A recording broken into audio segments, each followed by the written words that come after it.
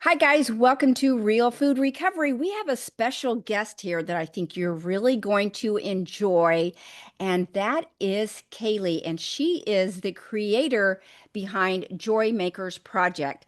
While Kaily isn't coming from the recovery world, her mission deeply aligns with something we believe is crucial in healing, and that is the return of joy. Because let's be honest, when we're healing from years of numbness, restriction, or emotional eating, joy often feels like the last thing on the list. Kaylee's work is all about helping people rediscover delight, creativity, and lightness in their daily lives. So today we're going to explore a little more about what joy really is. Why do we lose it? And how can we gently welcome it back, even in the middle of a healing journey from the effects of ultra processed food? So, I'm going to tell a little bit more about Kaily. She spends her life and built her own organization surrounding the concept of spreading joy to people, one action at a time, whether that may be empowering others to spread joy through random acts of kindness throughout communities, or training individuals and teams on building more joy amongst themselves and others. She is committed to making a transformative impact on this world, which I love. Kaily holds a master's degree in clinical social work, licensed as a clinical mental health therapist. She's currently based in Holland, Michigan, and Kaily also currently facilitates group training online and in person for teams seeking to develop brain and rational skills guaranteed to increase individuals' capacities for greater joy within themselves and existing relationships. So, welcome, welcome, welcome, Kaily. We are so excited to have you and talk about the concept of joy. So let's start out with a question about joy specifically, because as we know, people have different concepts of different things. We all come from different places, different backgrounds, different experiences in our life, which influence our thought patterns. So if it's okay, I'd like to kind of quiz you a little bit about what joy actually means to you, not like this fleeting emotion, but this practice or a way of life. I'm really curious to hear what you have to say about that. So, hello and welcome. And if there's anything else that I missed about introducing you, please feel free to share more. But talking about what joy means to you maybe is a good place to start. Paige, thank you so much. That was such a sweet introduction, and I'm really honored to be here today. This is one of my favorite things is just getting to share about what I'm passionate about Right. and in the hopes that it brings that to others and that like literally that it spreads joy to others too. Right. Right. Thank you. And asking the question about what is joy, like the concept of it, you're so right. There's so much to it. And for a long time, I thought that it was just almost like this feeling that you had and Right. almost like euphoria. There's something about it. But Mm-hmm. a few years ago, I met someone named Chris Corsi, and he gave me a definition that changed my life forever. And he said something along the lines of joy is the knowing or the sense that someone is glad to be with you. Oh, The I sparkle. love that. Yeah, I know, me too. It's like the sparkle in someone's eyes when you're looking at them and you can see the connection happening, but it's that sense, that feeling that someone or something is really glad to be with me right now.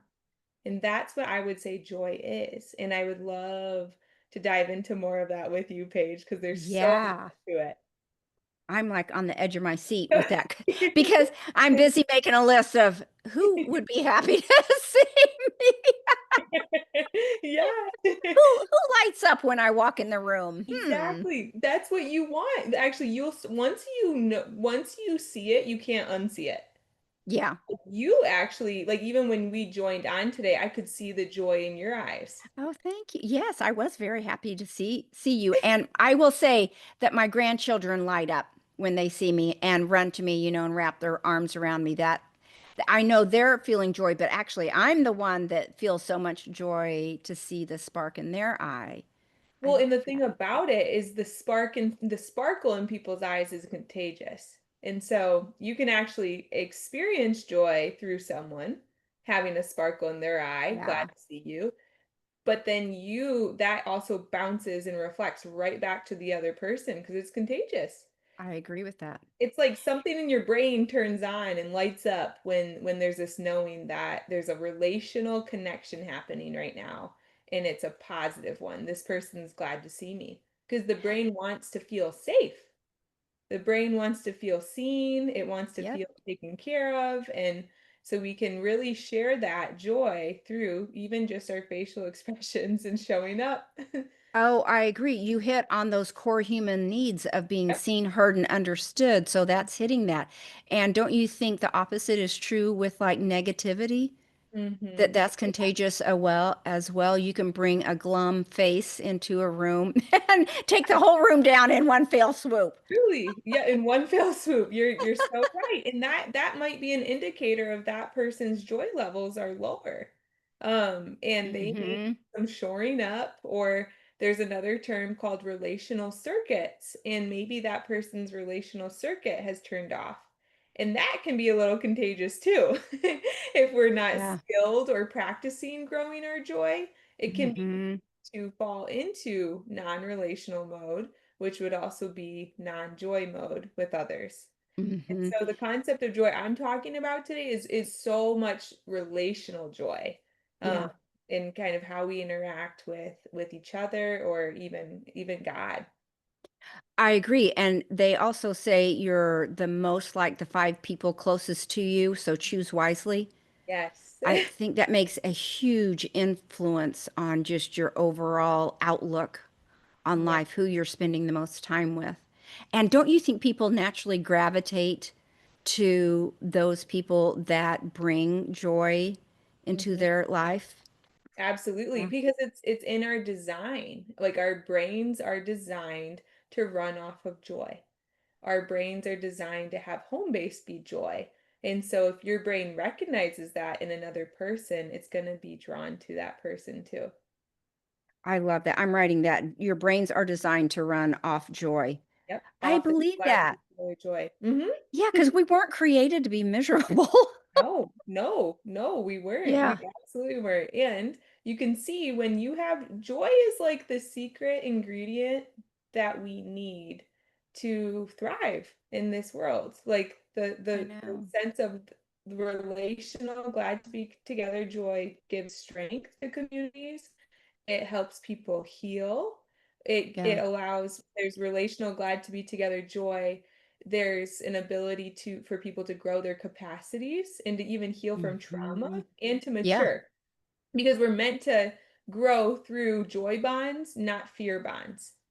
And so there's a I, whole lot there. But if you even think about parenting, some of the kids who grow up with parents that are glad to be with them, there's self-confidence, there's self-esteem, there's growth. And then when if you grow up in environments where parents aren't glad to be with you, there's a trajectory that usually happens there. And that can have lower self-esteem, insecurity, and we're not thriving in the way we're made to. hmm. Of course, that's I'm generalizing there, but you can see patterns and even Yeah, where's the joy in the family environment if it's yeah. there and there's Hmm. that relational connectedness there, Yeah.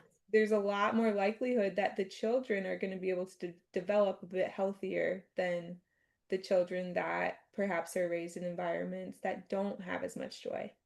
I agree with that. And I see that so much with my kids. They did a better job than me. I can see each generation getting better Sure, with that versus when my parents grew up, it's the children are to be seen and not heard.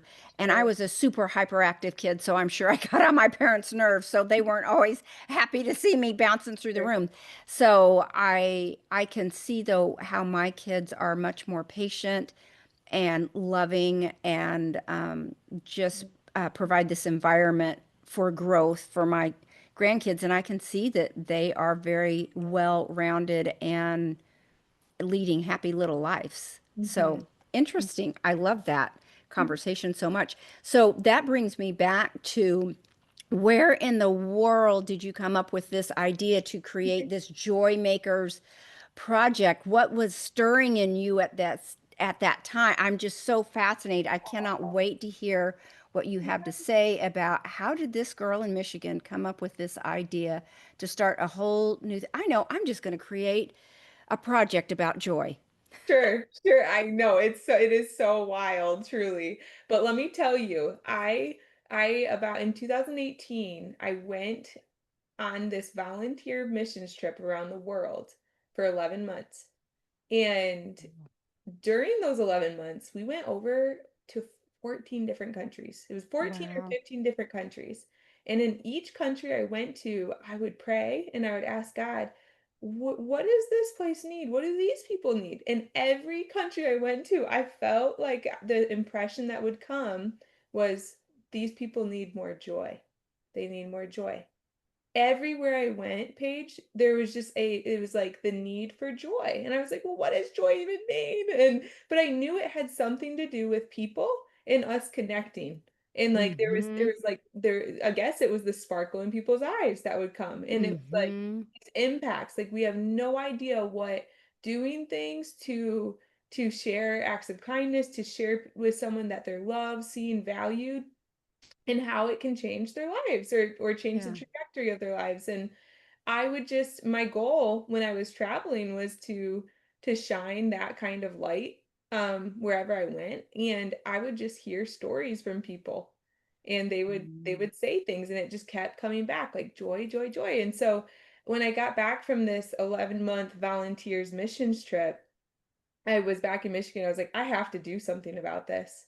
I don't even know what, but I'm just gonna pray. I'm gonna ask for the name. And so I got the name that was kept coming was Joy. And I was like, this is a project. Like this is gonna be an evolving thing the rest of my life.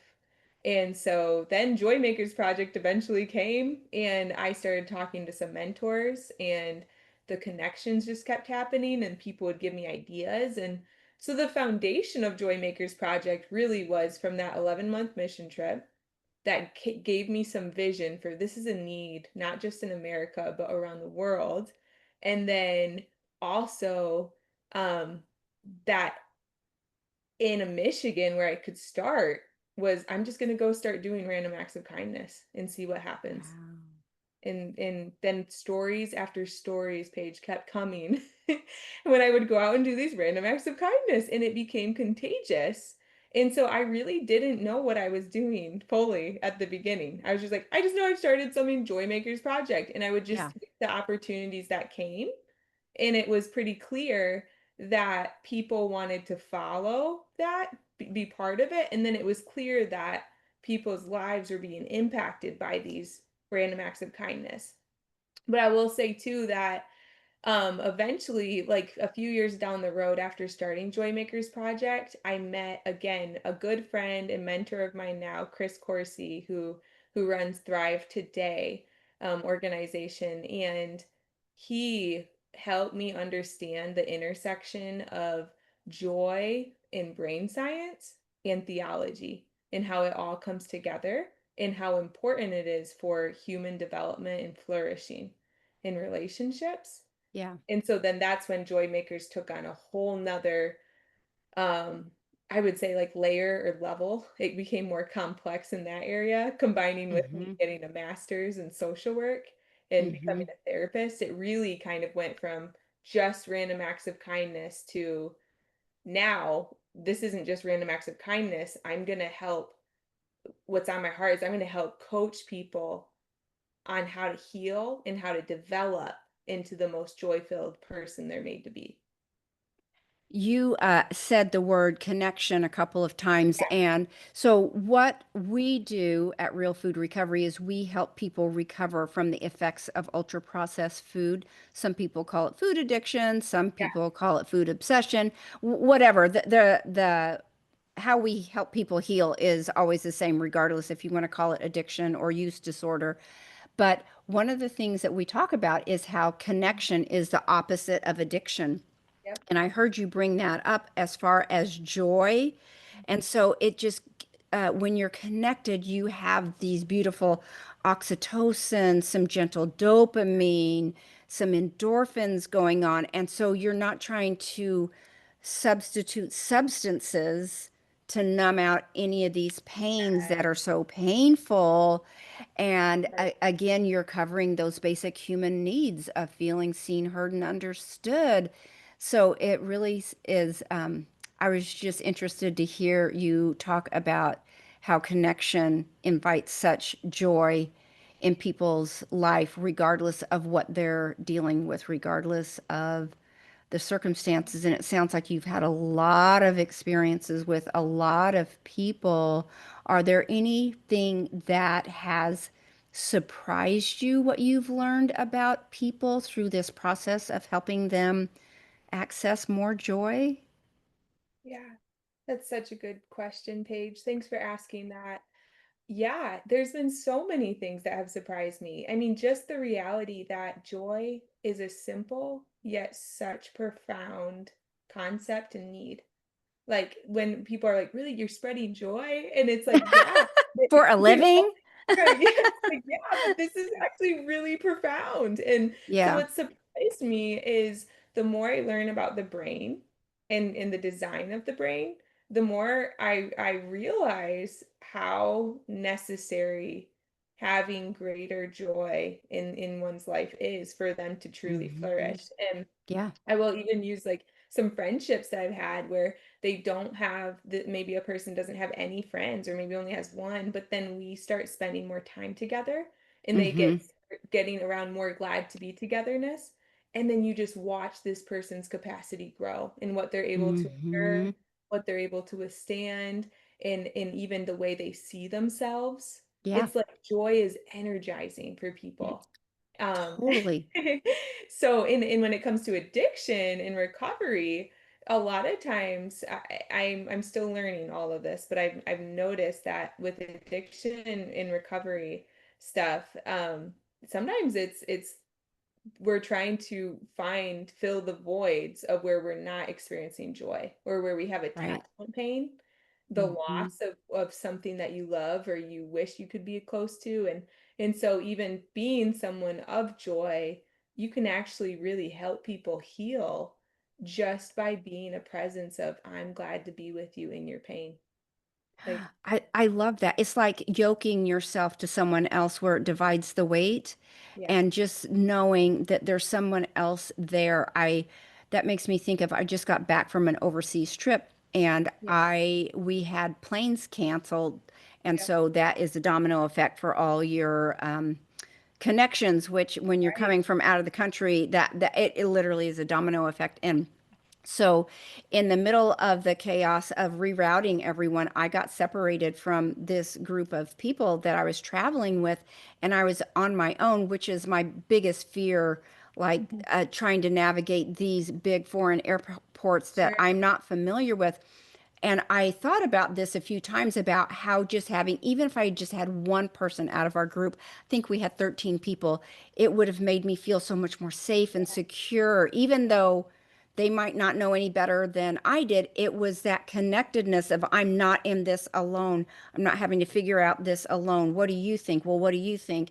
That you just didn't feel just I think dark, Yeah. just alone. I guess the alone is Alone. the word. Yeah. Yeah. Yeah, nobody wants to feel alone in this world, Right. especially when you're in trauma and in stress Right. like that. So, Right. and Absolutely. unfortunately, this world is filled with a lot of stress. And when you look around, you don't see a lot of people that are extraordinarily joyous. You see a lot of people struggling through life, which is kind of why our emphasis is on helping people get off the ultra processed food. And we focus on making sure you get enough sleep. Almost, it's like preloading the brain with a little bit of joyous dopamine, making sure you get enough sleep, making sure you're eating single ingredient foods, making sure you Mhm. have some type of spiritual practice, making sure you have some type of movement in your life. And so when you're working with people, I'm sure you have to go over some things that invite joy and help people understand here's what it takes to have a little bit of joy in your life. So, when you're working with people, what are some of the everyday practices that you help people understand that might spark a little more joy in their life, even if they're feeling a little grumpy and down Yep. that day? And what's so interesting is you're trying to help them with joy, and probably people that are struggling, the last thing they want to do is whatever recommendations you have, Sure. because it's hard No. to get motivated to do that when you're so far down. Right, right. And I usually try to start with empathy and compassion in that of saying, listen, I know that this is like 100 times harder and more challenging to practice these skills, but this is what we have to do to climb up the ladder. And both are hard. It's hard to stay stuck. It's hard to grow. But which hard is going to get you where you want to be and get you Mhm, to the most the you walking in who you're truly made to be and who you're truly mhm, designed to be. Um, mhm. so some practices, Paige, that I always like to recommend. I'll generalize it and then I'll offer a few examples. I Okay, good. I really like to recommend we need to get more balance in your life. We need to get some rest, like true rest. We need to learn what true rest is, not just scrolling on social. Totally. That's not rest. It's not What? just Scrolling is not rest? What? yeah. N So Don't turn us off, people. Don't keep listening. It's like, what is true rest? What helps your brain rest? And then where are you playing in your life? Like where are you actually doing and utilizing time and activities that allow your brain to actually get creative or to enjoy the moments without it needing to be a performance or a Mhm, production? But to mhm, really enjoy the present. That's what I would say play is. And then the other one would be, yeah, just the holistic care, but then also practicing appreciation and gratitude. We need that totally. so much. And that sounds cliche, but it's not. It's actually the fuel that your brain needs to be healthy and to remove some of the toxic thoughts. We need to replace with healthier gratitude, appreciation memories, and then in training your brain, truly training your brain for joy. Um, the other thing that I would say is relational connection. We need to get you, if you don't know where you belong, we need to help you find belonging. Mhm, And we need to help get you at least a few people in your corner that you feel seen, safe, and heard and understood by. Because mhm. those are the people that are also going to help bridge some of the glad to be together joy in your life. And you need Yeah, that to be able to grow and recover from life's yeah, hardships. yeah. So I'd be happy to share a couple practices, like Oh, if sure, that's helpful at all. sure, sure. One rhythm that I have and I recommend to people in the mornings is when you wake up, I know it might sound silly, but tell yourself out loud, it's going to be a good day. You're setting your brain Mm, up to think and look for the good stuff. And then at the mhm. end of the night, thinking to yourself and reflecting, maybe it's a journal, maybe it's talking to someone before you go to bed, but saying, what were the things that went well? And not just the big things, but the Mhm, tiny little things like I had a really mhm, nice salad today. I was able to mhm. make it to work on time, even though I thought I was going to be late. And then like just stuff like Yeah, that. Because every time you practice gratitude or appreciation, you're again you're training your brain and you're growing new pathways in your brain that are going to become the new normal. But it takes time. The other thing that I make a practice of is when I think about people in my life that I appreciate, I don't hesitate to tell them that I appreciate them. So I'll send the person a text, I'll give them a call, or I'll write a note, make a little gift or something. And not only is that helping to build up that person's joy so that they can experience it, but it's helping me to train my brain for joy too. Because yeah, appreciation is a key ingredient yeah. to growing in that joy. And I've noticed crazy, amazing results in my own life of just my ability to endure through hard seasons just by remembering what I appreciate about people and what I'm grateful for every day. Mhm. And at this point, my brain just operates in that way no matter the season. Yeah. It just is on for joy. I can't believe how many things that you are sharing that are so in line with literally how we help people Really. with recovery from the effects of ultra processed food. It is all brain training. It is Wow. all reframing thoughts. It is all gratitude. Yep. All of those things, we are literally, our emphasis is to rewire those neural pathways Come on. into, I can't to I can, Yeah. but reframing a dark cloud into a positive literally Oh, affects you down to the chemistry in your cells, the mhm. mitochondria inside your cells are affected by what's going on up here in the noggin. Yep. And your thinking is a direct reflection of what's going on, not just in the brain, but throughout your entire systemic system. And if you talk, this is starting to get off on a tangent, but we want to keep our cells non-inflamed, Yep. and our thought pattern makes a difference in inflammation within those cells down to a cellular level. Our thoughts make that big of a difference. And so you are literally speaking our language as far as brain training when it comes Oh, to that's so recovery. amazing, Paige. Oh, Hmm. that is such good news to hear. Yeah. Yeah. You've got to have these positive, good vibes, juju going on if you want to hurdle, uh, face these hurdles, Yeah. whatever's in front of you.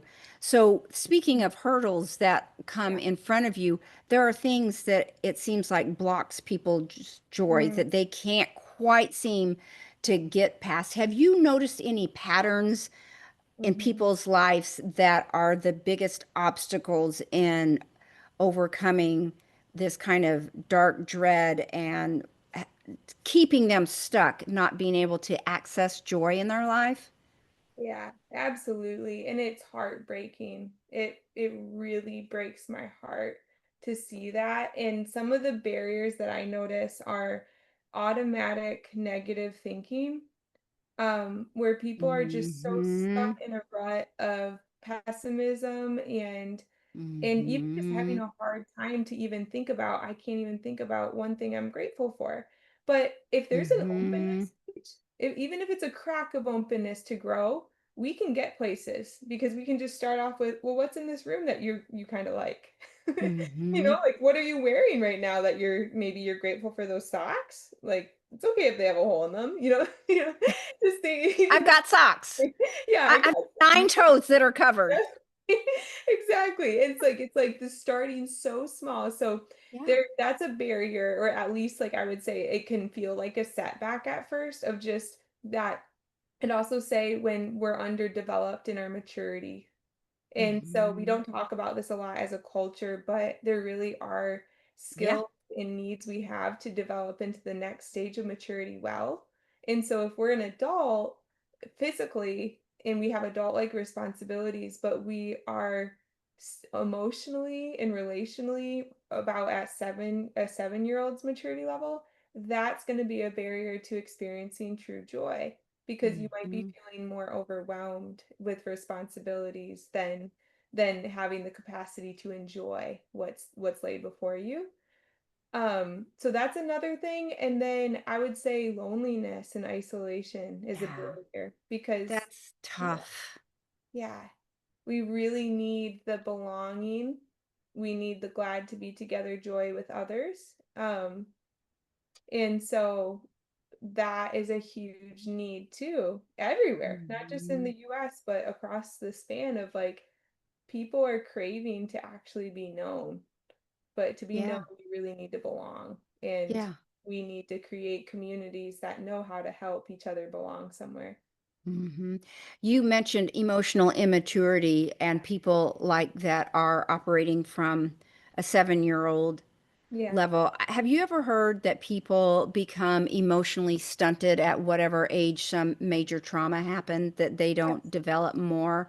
Yeah. And so that's difficult when you're working with those types of people that you're in an adult environment, that you're working with other adults, and but they're operating at Yeah. this infantile emotional level, and it's very difficult to have. Painful. Yeah. Yeah, yeah, it's almost painful to be around them and try and rationalize with them. As I said, I just was on this trip that was overseas, makes it a little more difficult. And it was interesting to see the reactions of some of the people just completely coming unglued, Right.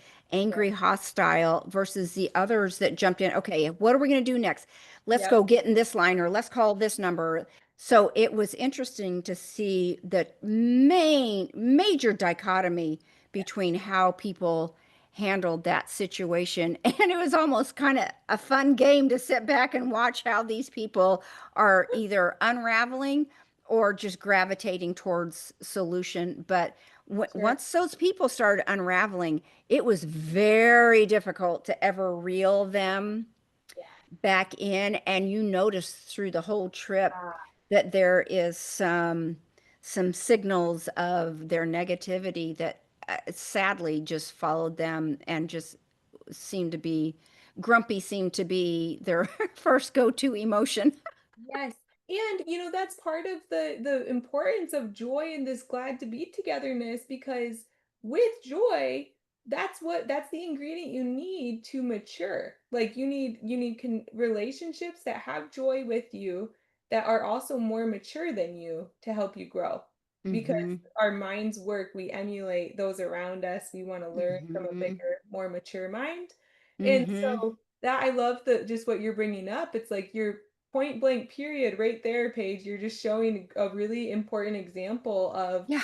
maybe some maturity gaps, and also the need of, like, this is why we need more joy, Yeah. so that we can operate in who we're made to be in all the situations. Right. And you know how we were talking about the contagiousness of it. Let's Yeah. see. Do I want to go be with the grumpy guy Right. or do I want to go follow who's going to be my leader Right. in this? I'm like, I got to gravitate to the guy that's looking for decisions to get me out of this instead of just standing there complaining.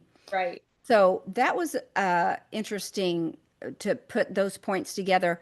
But also, you had talked about trauma a little bit. Do you feel when you're working with people with trauma, and we all have trauma, big T, little Right. t, but some level of trauma, do you feel like you have to address the trauma first before you Mm. can address the joy? That's a really, really good question, Paige. So I was actually taught by a mentor of mine that it actually wisdom can actually be help build someone's capacity first, capacity for joy, Mm-hmm. because then they have more resilience and ability to work through the trauma rather than Mm-hmm. trying to pull the trauma up and force it to come up. Mm-hmm. Let's build Mm-hmm. joy. And as they build their capacity for joy, then we're creating a really healthy buffer and cushion to be able to process the trauma well. And Mm-hmm. so when it comes to clients, who are wanting to work through trauma, if they already know that they have the trauma, and they are ready to talk about it and they want to work through it, I'm like, yes, we absolutely can do that at your pace. While we do that, though, I'm going to ask that you work on building your capacity for joy too. Yeah. And these are the skills that I would recommend.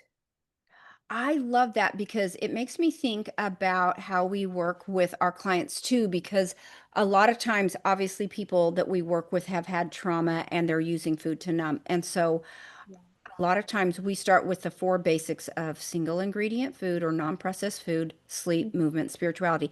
And I say, yes, we've got the trauma over here, but let's cover these core foundational things in our life. And then we can see what's left over, what's Sure. really there. But until we just cover just some of these core basic foundational needs, how can we even know what's trauma and what's just lack of sleep? I know Right. that sounds really simplistic, but it's huge. So It's huge. huge.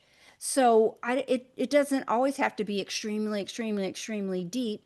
Let's Mhm. just cover some surface level things to really uncover where we actually are Right. in our emotions, our physicality, our Right. mental status, all those things. Yeah, that's so good, Paige. And we want to be careful about not re-traumatizing someone by Yeah, asking them to bring up all this trauma. And right. if they don't have the capacity to withstand it or manage Hmm. the big emotions that come up from that, then that can be Hmm. detrimental too. Mhm. So joy again is the buffer. It's the cushion, it's the safety net that we need to be able to manage our pain well and to heal. Yeah. Do you believe that that's something, joy is something you can build more of, like a muscle, or does it require a certain environment to flourish? Or do you feel like people just come naturally wired with a preset joy level and you can reach that capacity and that's it? So you have a philosophy on any of that?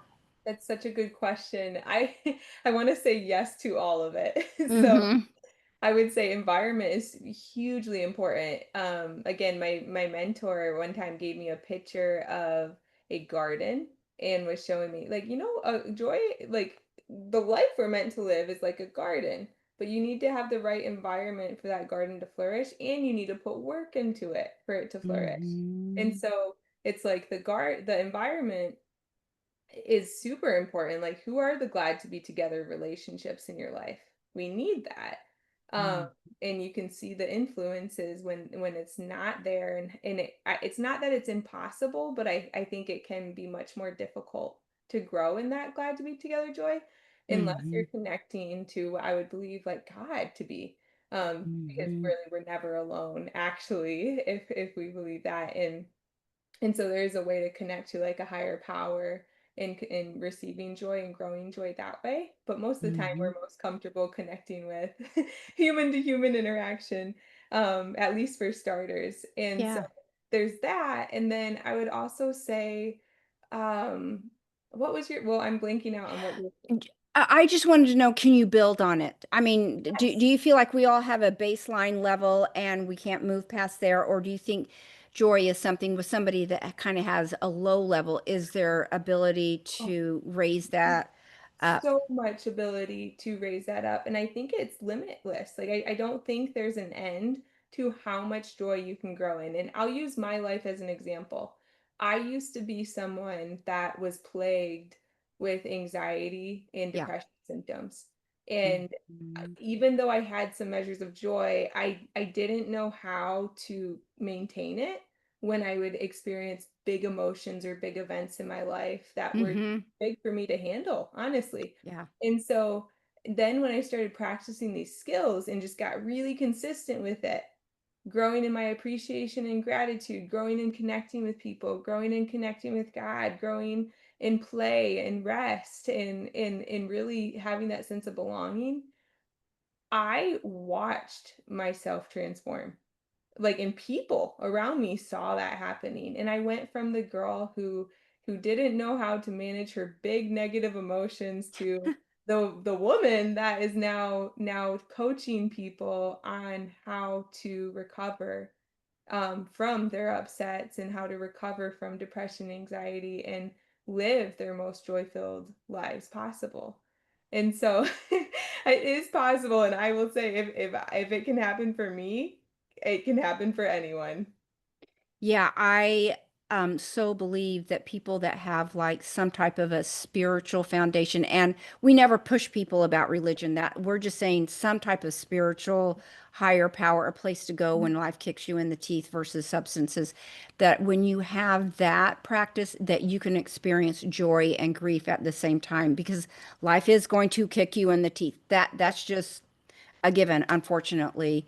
And so I don't know if you want to touch on that about how when we are really grieving for something, or like you mentioned, anxiety, burnout, just extreme stressful situations, about where does joy come in? Does it fit in there? Can it pull you out of there? Can they actually coexist at the same time? Yeah, it absolutely can coexist, Paige. I think the goal of adult maturity, emotionally and relationally, would be even when I experience anger, disgust, sadness, hopeless despair, shame, um, I still am able to return to joy and peace. I love that. And you can experience both, but it's like in how you manage it. And so that takes work, it takes time, and I would actually probably say my guess would be most adults actually don't have that skill mastered yet. Even Yeah. though it's in our design to have that skill mastered by the time we're an Mm-hmm. adult, And but there's thankfully there's wonderful practices and skills you can achieve and attain to make that a reality for your life. And Mm-hmm. and some of us in the reality is it's like the way we grow up, like the skills that our parents pass on, are kind of what we enter into with adulthood too.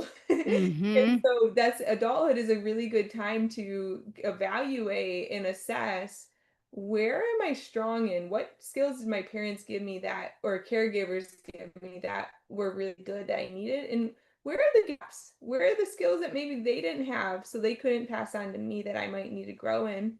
A lot of times it's emotions. And learning how to Mm-hmm. regulate them in a way that allows you to maintain joy and peace while still feeling some of those Mm-hmm. feelings too. I love that. Have you ever, talking of that, about that with parents and influence and things like that, have you ever had anyone come to you like where the needle was pointed grumpy and they wanted to change? Have you ever seen someone transform that you've worked with where they, they just come out completely different people by the time Oh that my they were willing to lean into what you were saying and accept what you're saying and put it to the test and really practice it? You yes. have any stories you want to share? Oh, yes, I would love to. I have there's so many stories that come to mind, Paige, but one of them is someone that came in with depression, pretty Yeah. severe depression. And it was even challenging to even name one thing that they were grateful for. And but we every week we kept at it, and even if it was just practicing in session, I would encourage them outside of it, but it was just a little too hard sometimes. And so we would do it in session. And now when they come in, they're the ones that are telling me what's going good in their life. I And love that. they're yep, go ahead. I was just going to say, do you see like a spark in their eye now when they come in, like they're happy to connect with you and glad to Oh see my goodness. you?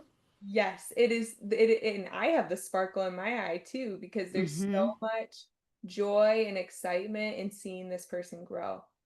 That's It so and cool. and I'm starting to hear of them starting to spread joy to others too. Oh, that get So, I goosebumps. yep, Goosebumps. it's so amazing, so cool. That's the pay it forward. Exactly, and in it's fulfilling. Like, they are Mhm. finding more purpose in their life just by having changed some of their mentalities and practicing gratitude and appreciation more, and the reality is if you were to spend 30 days, um, 5 minutes a day, 3 times a day, practicing gratitude and appreciation and just chewing on it like it's bubble gum for those 5 minutes, the reality is your whole entire brain wiring would change and you would be looking at life with what's going good rather than what's going wrong or what should I be afraid of. That's totally so true. And so much of what we preach, especially because we want to help people create lives that they don't want to escape from. I want to help you find a life that you want to get up and do again tomorrow versus, oh, I hate I have to get up and live another day. That's beautiful, Paige. I love that ambition you have for others. Yeah, yeah. And don't you find on a personal level that doing this actually sparks more joy in your own life? I mean, for me, it makes me to want to be and even have a cleaner body, a healthier body, a relationship-filled life. It's Yes. motivation for me to help others. Absolutely. No, it's contagious and truly I feel that as much as I love to help people, and help them see them flourish, see them thrive into who they're made to be. I think by being able to give back in this way, it's only helped me grow into a more fuller version of myself, too. Yeah, right. Totally. Totally. It's a discovery phase for you. Mhm. One of the biggest questions that I want to ask you, and I want to be respectful of your time, is some of our listeners feel disconnected from their Mhm. bodies and overwhelmed by shame around food. So if you're trying to get off these ultra processed food, but you have a slip and have a binge, or you can call it a sidestep, then it creates shame that you couldn't stick with it when you're trying so hard, which is a conundrum in this arena we work with, especially because ultra processed foods are just surround you. I mean, you can't drive down the street without all the fast foods or the convenience stores, and it's just in your face everywhere you go. So, Right. what would you say to someone who feels like joy is literally out of reach for them right now? Or maybe I should say, what's the first step in feeling joy? We've talked about gratitude a lot. Does it always start there? Or how do you help people start on this path if they aren't someone who already is filled with joy? Where would they start so they don't feel overwhelmed, but maybe a spark of possibility in their life? Sure, sure. Oh, my heart goes out to so many people in those It's a situations. struggle. It's bad, Yeah, and there's a story behind everyone's struggle too, and right? that's a valid story. The what I would say is, regardless of what circumstance it exactly is, the mindset of learning how to be tender with your weaknesses is crucial to being able to do anything else beyond that. And so there's the concept of toxic shame and healthy shame. And Mm-hmm. toxic shame would be like, I messed up, therefore I am a mess up. I failed, therefore I Mm-hmm. am a failure. Or healthy shame would be like, ooh, I overate or I ate beyond what I knew was well for me and healthy. And I'm not proud of that. And that is actually going to help me change in character and help me return to who I truly am. Because I'm someone who lives a balanced life, who grows in the self-control or discipline of the cravings. And Oh, yeah. just the mindset, I would say at first is like a foundational point. But then also when you're feeling shame, if you're in the moment, are you able to connect with someone that can be tender with your weakness too? And provide a sense of comfort, attunement, validation, and then also some hope of like, how can we do this together? Or how can I help support you moving forward? So connecting with someone is important. And then as far as like the practical joy practices, it's gonna be hard at first if your brain's not used to practicing appreciation and gratitude, but just starting somewhere, even if it's writing down 3 things in the morning or texting a friend, the 3 reasons why you're grateful when you're feeling shame or when you're feeling just some of those big negative emotions about the eating and where you're at. Even if you just text a friend and just say, "I'm feeling this way right now. I'm gonna Mm-hmm. practice, showing up differently in this moment. I'm just Mm-hmm. gonna text you a few things of what I'm grateful for." Sometimes we'll do Mm-hmm. that back and forth. I'll do that with friends of just say, "I'm feeling some big feelings right now. Can I just practice some gratitude with you?" And it Oh, I ends up love that. it bonds the 2 people together, or maybe you have Mm-hmm. 3 or group text, it helps bond each other together, it spreads joy, and it helps train your brain to remember the good stuff on the bad days too. Yeah, yeah. And I love it because it wasn't like some big dramatic thing. Right, Just, hey, I'm having some emotions and I'm going to practice some gratitude right. with you.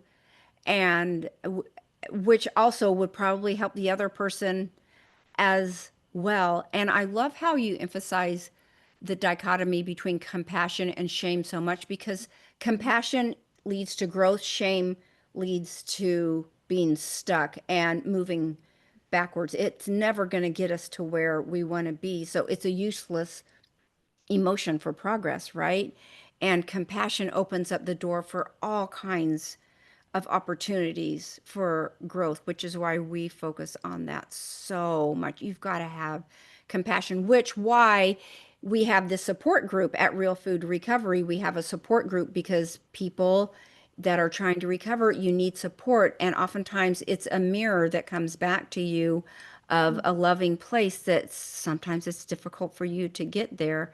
But if you have someone saying, look, man, you're living in a world that's designed to set people up to have these struggles, sure. it's very nice to help them move out of that place of shame when they're having an off moment. So I love that conversation. And we talked about this a little bit, but I want to get a stronger opinion from you on what would you tell someone who feels like they need to, I'm doing air quotes, fix themselves before they're allowed to enjoy life again. Hmm, man, I would say it's a process and we're never going to be at the place of perfection, or we're always being redeemed, being Mhm. restored. And if you're trying to fix yourself before you're able to really enjoy life, it concerns me that you would miss some golden moments that are meant to be there along the journey. Mhm. And the reality is, the sooner that you start playing again, the sooner you start resting, the sooner you start practicing appreciation and gratitude and looking for belonging and in community, the sooner you're going to be able to experience that life that you're wanting. And it's going Yeah. to help you achieve your goals Mhm. in recovery and holistic health and weight loss and all that. So I would say don't have that closed mindset, but have a growth mindset. Don't limit yourself to experiencing the joy life offers right now, just because you're trying to reach a certain standard, even though your desires are valid.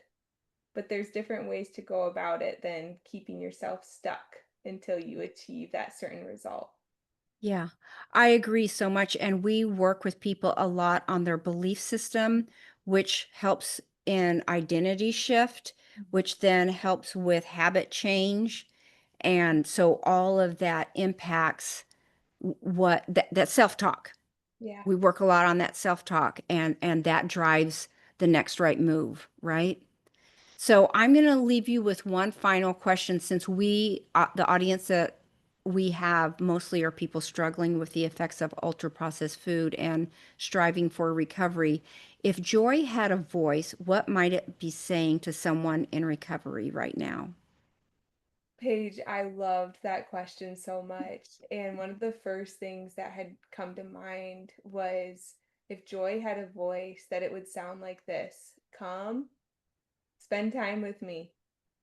With I love me, my that. burden is light. I love that. With me, my burden is light. And I want to walk with you and teach you how to experience more of me. Oh, I got a little lump in my throat. That was beautiful. That was a perfect way to end. Do you want to finish by telling people more about where to find out more about you if they're seeking more joy in their life? Love to. I'd be honored. Yeah, you can definitely reach out to me over my website, joymakersproject.com. I'm also on social media, mainly on Instagram and Facebook. And so if Mhm. you'd like to follow, that would be amazing. I'd love to connect. And you can look, I have a lot of different resources on my website to help just, yeah, propel people along on their journeys. Yeah. But I'd always love an email or phone call, anything. I just want to be open and available for people as much as possible. Um, yeah, I'm just so glad and so thankful for this time, Paige. Yeah.